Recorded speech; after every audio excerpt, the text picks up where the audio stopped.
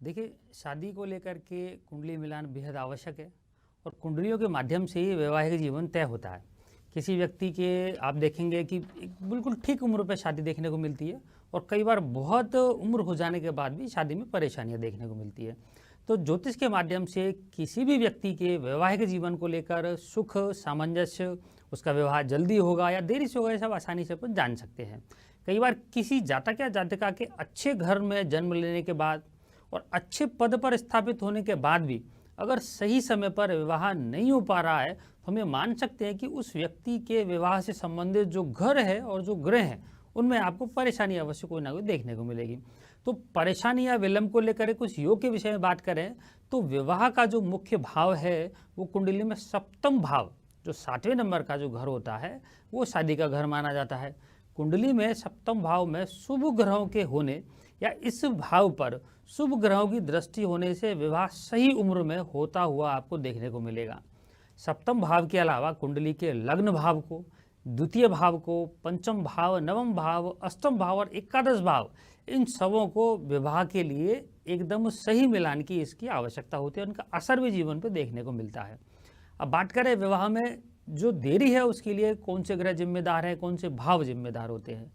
तो ज्योतिष में किसी भी व्यक्ति के वैवाहिक सुख में जो गुरु ग्रह है, जिसको बृहस्पति बोलते हैं, शुक्र ग्रह और मंगल, ये 3 ग्रह सबसे अधिक महत्वपूर्ण माने जाते हैं। साथ ही किसी व्यक्ति के विवाह के लिए राहु भी एक प्रबल ग्रह माना जाता है। जैसा मेरा व्यक्तिगत अनुभव है कि राहु की अंतर और प्रत्यंतर दशा में या राहु जब पंचम या सप्तम भाव में गोचर कर रहा होता है तो विवाह के बहुत अच्छे योग बना के चलता है। लेकिन राहु भ्रम का कारक है, तो ऐसे वैवाहिक जीवन में आगे चल के कुछ परेशानियां भी देखने को मिलती हैं। तो ऐसी स्थिति में एक तो कुंडली मिलान बहुत सही तरीके से करना चाहिए और दूसरा उस समय स्थिरता से उस घर को देखना भी चाहिए। तो राहु के अलावा अपन बात करें तो विवाह के कारक ग्रहों बृहस्पति, शुक्र और मंगल का दूषित होना भी या कमजोर स्थिति में होना भी वैवाहिक जीवन में परेशानी के कारण माना जाता है। जब ये तीनों ग्रह कुंडली के अशुभ भाव जो 6, 8 और 12 जो भाव हैं इनमें अगर स्थित हों तो भी वैवाहिक जीवन में विलंब देखने को मिलेगा। इसी प्रकार से जब विवाह के कारक ग्रह पुरुषों का जो कारक ग्रह है वो शुक्र माना जाता है और जो महिलाओं का कारक ग्रह है शादी का वो गुरु माना जाता है। तो इन दोनों कारक ग्रहों पर क्रूर ग्रहों जैसे राहु है, केतु है, शनि है, सूर्य की भी दृष्टि अगर कई बार देखने को मिलती है तो ऐसी दृष्टि से या युति संबंध से भी वैवाहिक जीवन में देरी और परेशानी देखने को मिलती है। इसी प्रकार से शनि ग्रह की बात कर सकते हैं। तो ज्योतिष शास्त्र में शनि को क्रूर और पाप ग्रह माना गया है। विवाह में रुकावट देने वाला ये एक बड़ा ग्रह माना जाता है। अगर शनि कमजोर या अशुभ स्थिति में है तो भी शादी में कई बार वो देरी कराता है। सप्तम भाव का जो शनि है वो भी शादी में कई बार काफ़ी लेट कर देता है। अब शुक्र ग्रह की बात करें जो कि पुरुषों की कुंडली में कारक ग्रह माना जाता है, विवाह का एक प्रबल कारक है। अगर कुंडली में शुक्र ग्रह पर अशुभ ग्रहों की दृष्टि हो तो भी वैवाहिक जीवन में तो देरी देखने को मिलेगी और आपको वैवाहिक जीवन में थोड़ा सा जो प्रेम है उसमें भी आपको कमी देखने को मिलेगी। इसी प्रकार से गुरु ग्रह है तो कन्या की कुंडली में गुरु ग्रह विवाह का प्रबल कारक माना गया है। तो कुंडली में गुरु ग्रह और सप्तम भाव जब कमजोर स्थिति में हो, नीच स्थिति में हो या फिर अस्त हो वो ग्रह तो भी विवाह में विलंब और परेशानी देखने को मिलती है।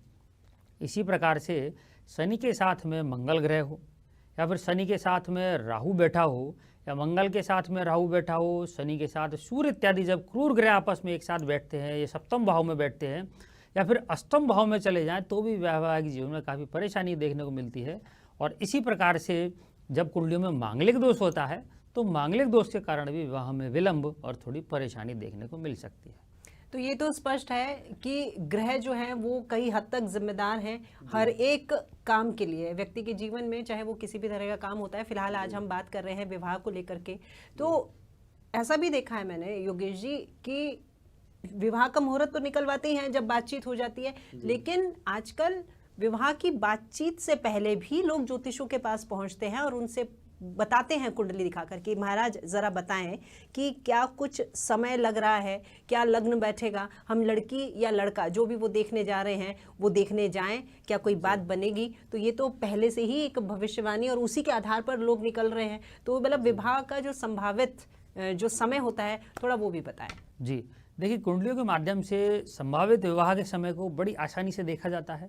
आपने बहुत ठीक प्रश्न पूछा है कि कई बार लोग बहुत प्रयास कर रहे होते हैं लेकिन शादी की बात नहीं बन पा रही है, तो फिर एक ज्योतिषी के पास जाने के बाद पता चलता है कि अभी शादी का समय एक तो ठीक नहीं चल रहा है, या फिर आपको किस ठीक समय पे बहुत ज़्यादा प्रयास करना चाहिए कि अपनी बात बन जाएगी।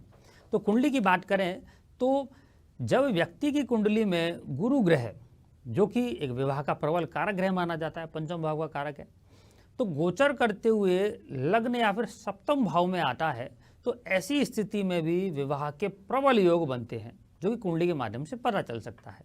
इसी प्रकार से जब पुरुष जातक की कुंडली में सप्तमेश, जो कि शादी वाला घर होता है, तो उस ग्रह की महादशा में शुक्र या चंद्रमा की अंतर्दशा आती है, तो भी विवाह के बहुत शानदार योग बन के आते हैं। इसी प्रकार से सप्तम भाव में बैठे ग्रह या सप्तमेश के साथ में बैठे प्रबल ग्रह की अंतर्दशा या प्रत्यंतर दशा में भी विवाह के अच्छे योग बनते हैं। कन्या की कुंडली की बात करें तो जब कन्या की कुंडली में गुरु से सप्तम भाव में बैठे ग्रह की दशा या अंतर्दशा आती है और पुरुष की कुंडली में शुक्र ग्रह से सप्तम भाव में बैठे ग्रह की दशा या अंतर्दशा आती है, तो भी विवाह के अच्छे योग बनते हैं, क्योंकि कन्या की कुंडली में गुरु ग्रह शादी का कारक ग्रह होता है और पुरुष की कुंडली में शुक्र ग्रह शादी का कारक होता है। इसी प्रकार से सप्तमें से जब गोचर करता हुआ शुक्र की राशि में आए, शुक्र की दो राशियां हैं, वृष राशि है और तुला राशि है, और गुरु ग्रह से भी दृष्टि संबंध बने, तो ऐसी स्थिति में भी वैवाहिक संबंध बनने के काफ़ी अच्छे योग बनते हैं। इसी प्रकार से कन्या की कुंडली में जब सप्तमेश ग्रह की महादशा में गुरु या मंगल ग्रह की अंतर्दशा आती है, तो कन्या के शादी के अच्छे योग बनते हैं, क्योंकि ज्योतिष की अगर बात करें तो कन्या की कुंडली में शादी का प्रबल कारक ग्रह गुरु होता है और उसके बाद में वैवाहिक सुख की स्थिति मंगल ग्रह से देखी जाती है। इसी प्रकार से अगर वैवाहिक जीवन में व्यक्ति कोई परेशानी महसूस कर रहा है, तो उसने उस व्यक्ति को अपने सप्तम भाव, जो कि शादी का घर होता है, तो उससे संबंधित ग्रह का एक वैदिक यंत्र स्थापित करके उस ग्रह के उस यंत्र के सामने जाप करने चाहिए। ऐसा करने पर उसको निश्चित ही अपने वैवाहिक जीवन में जो परेशानियां हैं, जो विलंब है, वो कम देखने को मिलेगा। योगेश जी, देखिए, हर उपाय हर व्यक्ति करता है ताकि उसकी समस्याओं का समाधान हो। अभी फिलहाल सबसे बड़ा जो विषय है वो हर एक माता पिता का कि उनका बेटा या फिर बेटी, जिसका भी वो संबंध करवाने जा रहे हैं, एक अच्छे परिवार में हो, एक अच्छे बच्चे, एक अच्छा बच्ची के साथ हो। लेकिन आपने बताया कि कुछ ग्रह दोष होते हैं, अगर वो ये उपाय करते हैं और बावजूद उसके भी वो जो स्थितियां हैं वो अनुकूल नहीं बैठ पा रही हैं, तो क्या घर में ऐसा कोई वास्तु दोष होता है जो उन स्थितियों को बिगाड़ रहा है? इसका भी कोई संबंध है? जी जी जी, देखिए, व्यक्ति के जीवन में वास्तु का प्रबल संबंध देखने को मिलता है। वास्तु तब ज़्यादा प्रभावी होगा जब कुंडली थोड़ी सी डाउन जाना शुरू होगी। तो वास्तु की अगर बात करें तो वैवाहिक जीवन के साथ ही पूरे जो जीवन की व्यवस्था है उसमें वास्तु का एक बड़ा रोल है। वास्तु के अनुसार कई बार घर में वास्तु दोष होने के कारण विवाह योग्य जो युवक युवतियाँ हैं उनके विवाह में काफ़ी देरी भी देखने को मिलती है। काफ़ी कोशिश करने के बाद भी विवाह के लिए उचित वर या वधू नहीं मिल पाते हैं, कोई ना कोई अड़चन या परेशानी आती रहती है। वास्तु आपके आसपास मौजूद जो चीज़ें हैं उनसे निकलने वाली जो ऊर्जा है, जो सकारात्मक ऊर्जा है, नकारात्मक ऊर्जा है, उसके प्रभाव को आपके जीवन पर बताता है। वास्तु में कुछ ऐसे उपाय हैं जिनको अपनाकर आपके जीवन में वैवाहिक सुख आपको देखने को मिल सकता है। तो बात करें वास्तु के शानदार उपायों की, तो उत्तर पूर्व या फिर दक्षिण पूर्व दिशा में सोने से बचना चाहिए। उत्तर पूर्व यानी कि आपका नॉर्थ ईस्ट है, ईशान कोण है, वो देव पूजन का कोना है, वहाँ पे एक तो नहीं सोना चाहिए। और दूसरा साउथ ईस्ट की बात हुई है, दक्षिण पूर्व का कोना है, आग्नेय कोण रहता है, तो अग्नि की अधिकता के कारण वहाँ भी अपने को सोने से बचना चाहिए। एक घर में कांटेदार और बोनसाई पौधे नहीं लगाने चाहिए। आजकल एक चलन हुआ है कि छोटे छोटे पौधों को घर में स्थापित किया जाता है। तो छोटे जो पौधे हैं, तो ऐसा वास्तु के अनुसार माना जाता है कि व्यक्ति की जो स्पीड वाली जो प्रोग्रेस है उसको थोड़ा सा डाउन करते हैं। और कांटे वाले जो पौधे हैं व्यक्ति के जो जीवन में सामंजस्य है, प्रेम है, उसमें कमी देखने को मिलती है। तो इसी दोनों प्रकार के पौधे नहीं लगाने चाहिए। एक विवाह योग्य जो बच्चों के कमरे का जो रंग है वो बेहद हल्का रखना चाहिए। आँखों को जो सुंदर लगे, आप गुलाबी रंग कर सकते हैं, सफ़ेद रंग कर सकते हैं, वो अब चल जाएगा। क्रीम कलर हो सकता है। कभी भी आपको बहुत ज़्यादा जो गहरे रंग है, जैसे कि भूरा रंग है, काला रंग है, नीला रंग है, इनका प्रयोग नहीं करना चाहिए, क्योंकि इन रंगों से नकारात्मक ऊर्जा है वो एक्टिव होती है। इसी प्रकार से जो बिस्तर है उसके सामने आईना नहीं होना चाहिए। सोते वक्त आपको आईने में जो बेड है वो दिखाई नहीं दे, तो इससे भी नकारात्मक ऊर्जा जनरेट होती है। इसी प्रकार से धातु के बने हुए बिस्तर पर भी नहीं सोना चाहिए। लकड़ी के जो बिस्तर हैं, बेड वगैरह, उनका प्रयोग करें। आजकल चलन में आ रहा है, हम लोग देखते हैं कि बेड पे भी बहुत सारे जो मेटल है उसका उपयोग किया जा रहा है, तो उससे भी नींद आने में परेशानी होती है, वैवाहिक जीवन में परेशानी देखने को मिलती है। और एक घर के बीच में भारी सामान या सीढ़ियाँ नहीं बनानी चाहिए। घर यानी कि जो ब्रह्म स्थान है, वास्तु देवता के आप देखेंगे तो नाभि वाला जो स्थल है, वहाँ पर कई लोग गड्ढा करवा देते हैं, कई बार वहाँ सीढ़ियाँ देखने को मिलती हैं, टॉयलेट मिलता है, या फिर भारी सामान है, तो उस ब्रह्म स्थान को दूषित नहीं करना चाहिए। इसी प्रकार से विवाह योग्य लड़के लड़कियों को एक से ज़्यादा दरवाजे या खिड़कियों वाले कमरे में रहना चाहिए। कई बार लोग ऐसे रहते हैं कि बिल्कुल बंद कमरा है, इसमें एक भी खिड़की नहीं है, केवल एक दरवाज़ा है, तो वहाँ से जो पॉजिटिव एनर्जी है वो वहाँ पे जनरेट नहीं हो पाती, वहाँ पे नहीं आ पाती। तो एक से ज़्यादा खिड़की और दरवाजे वाले कमरे में उन बच्चियों को रहना चाहिए। इसी प्रकार से विवाह योग्य लड़के लड़कियों को दक्षिण और दक्षिण पश्चिम दिशा में भी कभी नहीं सोना चाहिए, क्योंकि जो दक्षिण पश्चिम जो दिशा है, साउथ वेस्ट का जो कॉर्नर है, वो स्थिर कॉर्नर है, पृथ्वी तत्व उसका होता है, तो वहाँ पर जो भी व्यक्ति स्थापित होता है वहाँ पे स्थिर हो जाता है।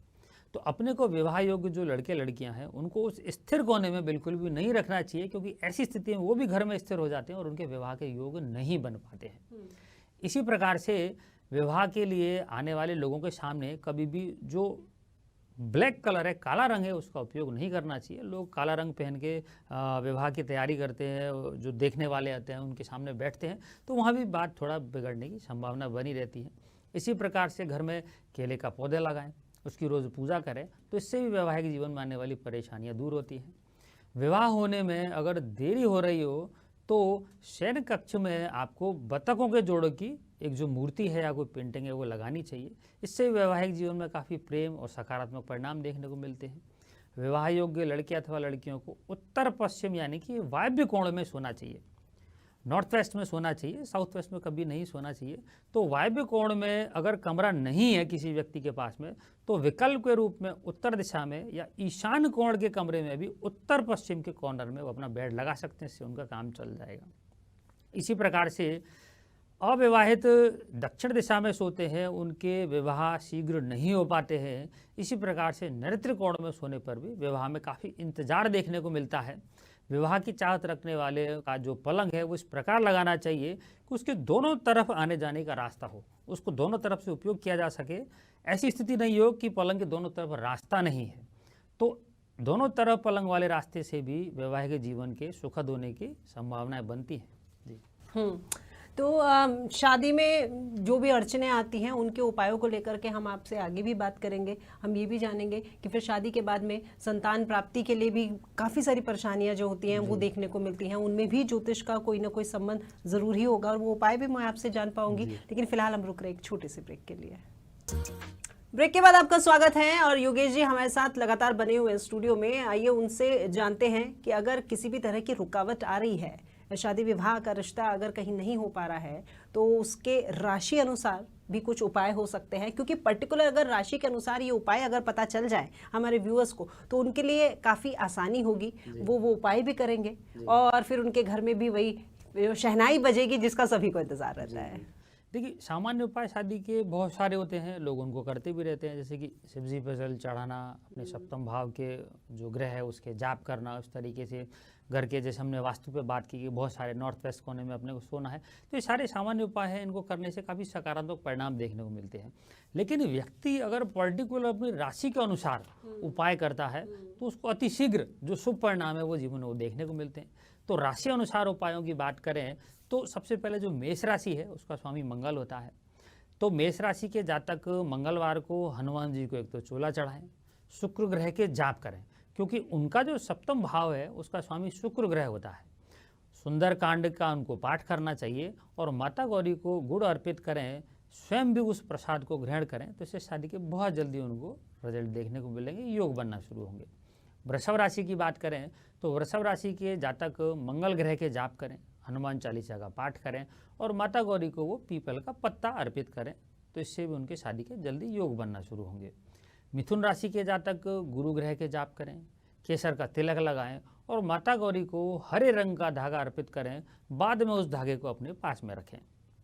कर्क राशि के जातक शनि ग्रह के जाप करें, शिव जी का अभिषेक करें, शिव जी को बेलपत्र चढ़ाएं और माता गौरी को पीपल के पत्ते पर सिंदूर लगाकर अर्पित करें, तो जल्द ही उनके विवाह के योग उनको देखने को मिलेंगे। सिंह राशि के जातक शनि ग्रह के जाप करें, शनिवार की शाम को हनुमान जी के मंदिर में जाकर के दीपक जलाएं, हनुमान जी को प्रसाद चढ़ाएं।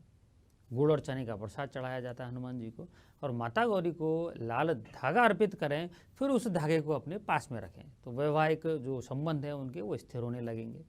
इसी प्रकार से कन्या राशि की बात करें तो कन्या राशि के जातक गुरु ग्रह के जाप करें, नहाने के पानी में एक चुटकी हल्दी का वो प्रयोग करें।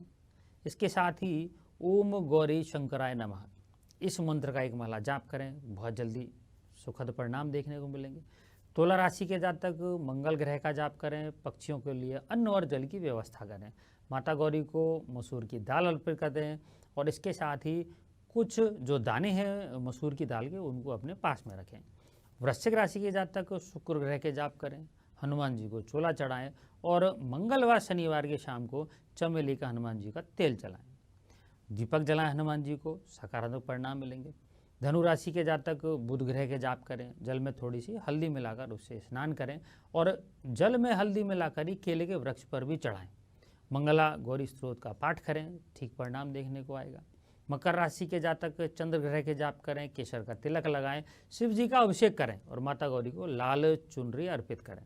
कुंभ राशि के जातक सूर्य ग्रह के जाप करें, जब भंडारा कहीं अगर हो रहा हो तो वहाँ पर भोजन की व्यवस्था के लिए कोयले का दान करें और माता गौरी को पान के पत्ते में सिंदूर लगाकर अर्पित करें।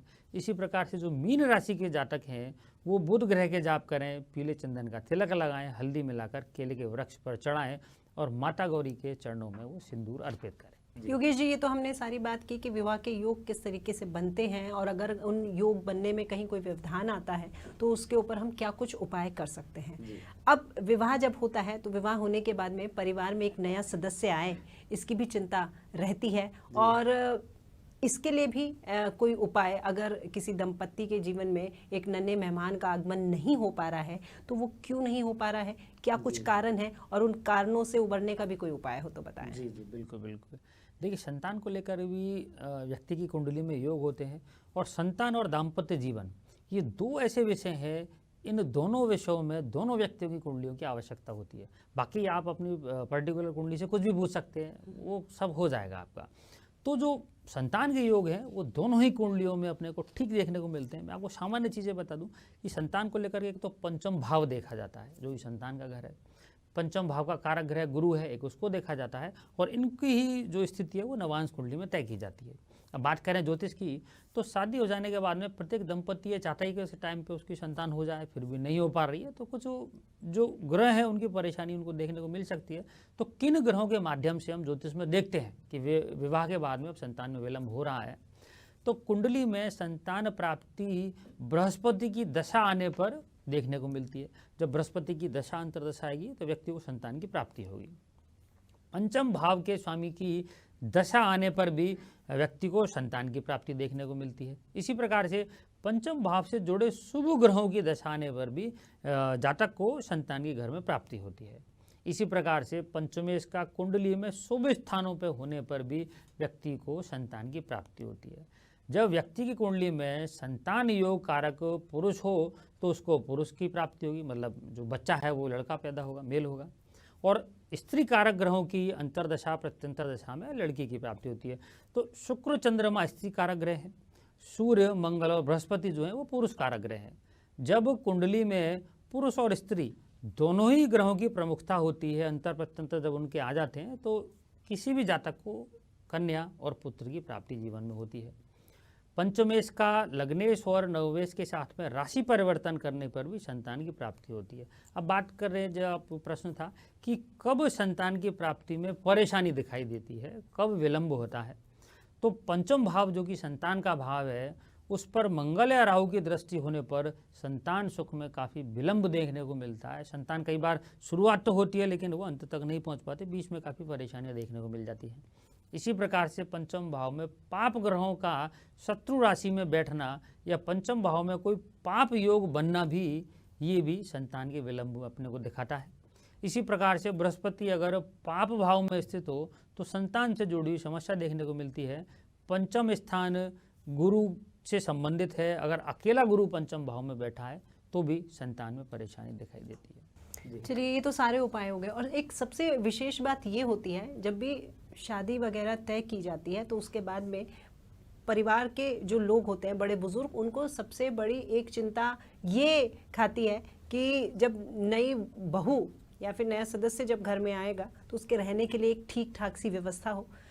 और ऐसे ही सीजन में जो है घर में कमरे बनाए जाते हैं कि कहीं कोई दिक्कत ना आए। तो वो जो घर में कंस्ट्रक्शन का काम चलता है उसमें भी क्या कोण देखना और वास्तु के आधार पर बनाना, अगर जब हर चीज़ में वास्तु कहीं ना कहीं इफेक्ट कर ही रहा है और अगर उसी हिसाब से वो कमरा बनाया जाए तो किसी तरह की दिक्कत भी नहीं आएगी। क्या रंग हमें उस कमरे का काम में लेना चाहिए, थोड़ा सा वो भी बता दें। सामान्य प्रश्न मैं आपको ऐसे बता देता हूँ कि जब न्यू कपल की बात हो रही है तो उसके लिए कमरा बनाने की जब बात आती है तो जैसे हमने चर्चा की कि नॉर्थ ईस्ट में कभी भी न्यू कपल का कमरा नहीं होना चाहिए, क्योंकि वो देव पूजन का कोना है।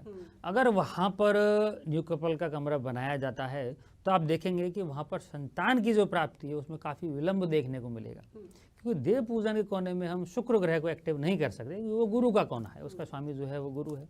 तो एक तो वहाँ अपने को कमरा बनाने से बचना चाहिए।